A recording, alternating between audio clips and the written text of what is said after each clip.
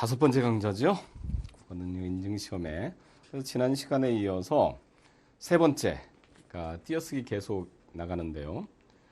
자, 두 말을 이어주거나 열거할 적에 쓰이는 말들을 띄어쓴다. 자, 이거 아주 중요합니다. 특히 국장 겸 과장 이런 것들 했을 때 이 겸, 그러니까 국장 겸 과장 띄었어야 되죠. 양쪽 다. 그다음에 또 사과, 배, 귤 등등. 그러니까 사과, 배, 귤 등등 이렇게 쓰면은 역시 마찬가지로 여기를 띄워줘야 됩니다. 등등. 또 내지도 마찬가지죠. 14지, 내지, 20 띄었어야 됩니다. 14지. 이사장 및 이사. 이사장 및 이사 띄었어야 되죠. 그러니까 겸, 등등, 내지, 및 이런 말들은 두 말을 열거하거나 이어주는 말이기 때문에 전부 띄어 쓰는 것이 원칙입니다.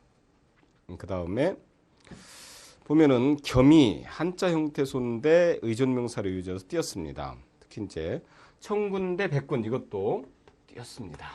청군대 백군 띄었어야 되죠. 만약에 아라비아 숫자로 할 때는 대를 5대 3으로 해서 역시 마찬가지로 띱니다. 네. 아라비아 숫자니까 붙여도 될 거 아니냐? 아닙니다. 두 말을 갖다가 연결하거나 이어주는 말이기 때문에 그렇습니다. 자, 내지 등 똑같다는 거죠. 그다음에 4번. 단음절로 연결된 단어가 연이어서 나올 때. 그러니까 뭐 오동잎이 한잎 두잎. 원래는 한잎 두잎 이렇게로 나와야 되는데 여기서 계속 하나 이렇게 의자로 된 것들이 이어지니까 이걸 둘 단위로 이렇게 붙였을 수가 있다는 얘기입니다. 한잎 두잎. 그렇지만 이것은 예의 규정이고 원칙은 아니기 때문에 원칙은 꼭 알아둬야 되죠. 그러니까 이 말 저 말 이런 것처럼요. 자, 뒤로 넘어갑니다. 자, 그 다음엔 이제 유제를 한 번 더 보죠. 띄어쓰기가 올바른 것은 남자 대 여자 띄었어야 되죠. 충주, 대전, 등지 띄었어야 되죠. 뽕도 딸 겸, 임도 볼 겸. 자, 겸 역시 마찬가지로 이것은 제대로 됐네요. 벼, 석, 섬 수량형 의존명사니까 띄었어야 되죠. 사과 및 배 띄었어야 되죠. 자, 중요 문제입니다.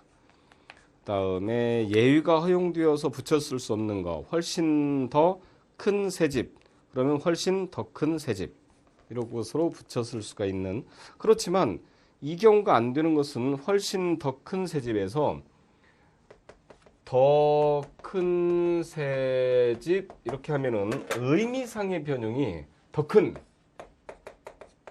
그 다음에 새집 그러면 이게 뉴하우스라고 하는 것인데 버드하우스로 될 수가 있죠. 새집 하니까. 그러니까 그러면은 안 되죠. 근데 의미 혼란을 줄 수 있는 것은 띄었으면 안 됩니다. 자, 이 규정은 알아두기 바랍니다. 그다음에 이제 보조용언 편으로 들어갑니다. 이 보조용언은 원칙에 자 밑줄을 쳐두죠. 띄었음을 원칙으로 하되 경우에 따라 붙였음도 허용합니다. 그러니까 띄었음을 원칙으로 하는 거죠. 깨뜨려 버렸다. 깨뜨려 버렸다. 이것처럼. 그런데 다만 이게 이제 더 중요합니다. 앞말에 조사가 붙어 있거나 합성 동사인 경우 중간에 조사가 들어갈 적에서 보조용어는 띄었어야 된다. 즉 여기서 떠내려가 버렸다. 떠내려가 버렸다. 이 경우에서 이때는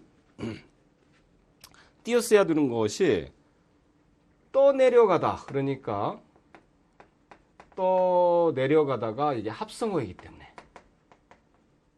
이런 경우는 합성어는 붙이면 안 된다는 뜻입니다. 중요하죠. 그 다음에 덤벼들어 보아라. 이것처럼 그러니까 덤벼들다. 덤비다와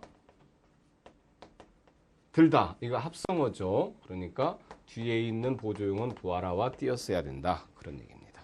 그래서 두 개 이상의 합성어인 경우에서는 두 개 이상의 어근이기 때문에 뒤에 있는 보조 용어하고 의미가 혼동될까 봐서 그런 것입니다. 그 다음에는 물론 의존명사 요것도 밑줄 쳐둬야 됩니다. 양, 척, 채 이런 것 등의 하다가 쉽다가 결합된 보조 용어로 된 경우는 앞말에 붙였을 수도 있습니다. 자, 그러니까 원래는 띄었어야 되지만 붙였을 수 있는 허용된 거죠. 이건 허용이지만 특수 사례이기 때문에 꼭 알아둬야 됩니다.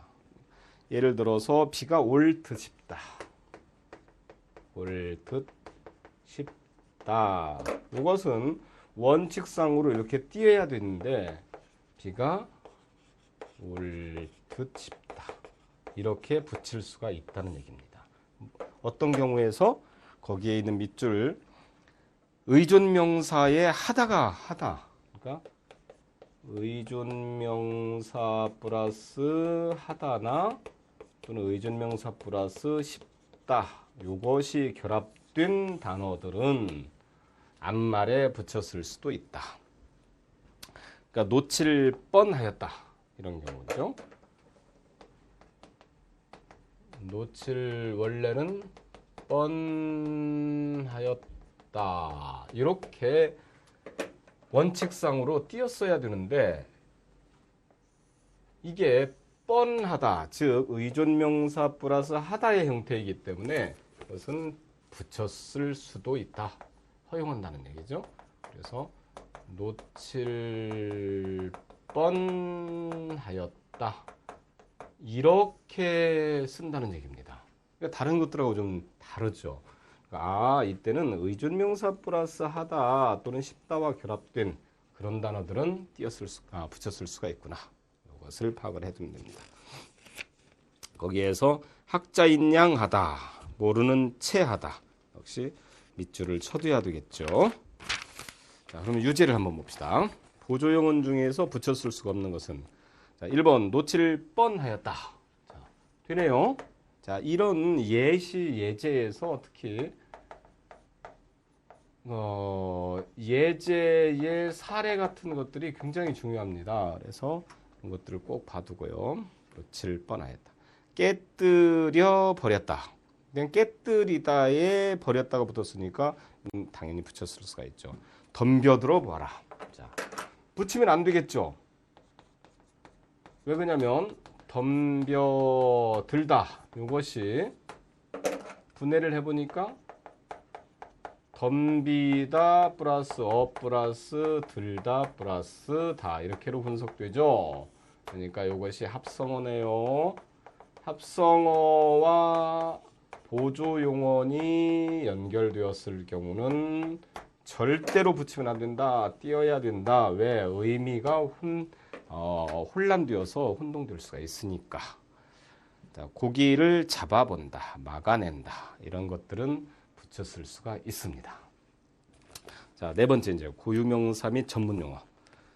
자, 고유명사 및 전문용어 이것도 줄치고 성과 이름, 성과 호는 붙여 쓰고 호칭어나 관직명은 띄었습니다. 그러니까 여기에서 이름이 성이 김이고 이름이 양수 그러면 김양수. 그다음에 성이 김이고 영현이면은 김영현 이렇게로 붙여 쓴다는 얘기입니다. 그런데 호칭에 해당이 되는 호칭어. 그러니까 김영현 박사 이럴 때는 띄었어야 된다는 얘기입니다. 네, 이게 호칭어니까요. 관직어, 그러니까 김영현 장관 이렇게 할 때도 마찬가지로 띄었어야 되는 거죠. 그는 관직명이니까. 따라서 성과 호 이게 여기에서 이제 충무공 보죠. 충무공 이순신 장군 했을 때 이런 경우에서는 성과 호 그러니까 충무공 따로 했죠. 호칭어입니다. 이게 이순신 장군 이렇게 사는데 만약에 이충무공으로 한다고 하면 이것은 붙여도 됩니다. 왜냐하면 성과 호는 붙이니까요. 그 대신 호가 먼저 나오고 이름이 나오고 그 다음에는 여기 호칭어가 나왔죠. 이런 경우는 다 띄었어야 되죠. 다만 이하고 성과 그다음에는 호는 붙였을 수가 있습니다. 이충무공 이렇게. 그 다음에 거기에서 한편으로 또 들어가 보죠. 성명 또는 성이나 이름 뒤에 붙는 호칭어나 관직명은 고유명사와 별개의 단어이므로 그 호나 자 등의 성명 앞에 놓이는 경우도 띄어 쓴다. 자, 여기서 마찬가지로 계장 관직명이죠.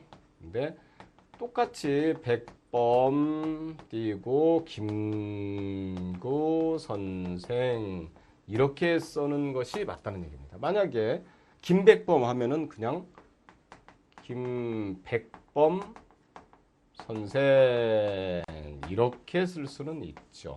성과 호니까요. 자, 그런 경우만 잘 이렇게 해두면 됩니다. 또 한자음으로 적는 중국인 인명도 마찬가지로 소정방이나 이세민이나 뭐 장계석이나 우리말처럼 이렇게 씁니다. 유제를 보죠. 우선 이름 플러스 호칭에 최치원 선생 제대로 썼네요. 남궁억 성 플러스 이름인데 이때는 남궁을 갖다가 분리해주기 위해서 정송강 송강이 호면 붙였어야 되죠. 계장 관직이면은 역시 띄었어야 되고 백범 김구 선생 이렇게처럼. 그 다음에 두 번째 성명 이외 고유명사는 단어별로 띄었음을 갖다 원칙으로 합니다. 대한중학교 원래는 원칙이 이겁니다. 근데 허용은 다 붙였을 수도 있다. 이거죠. 이와 같이 이제 그 또 다시 보죠.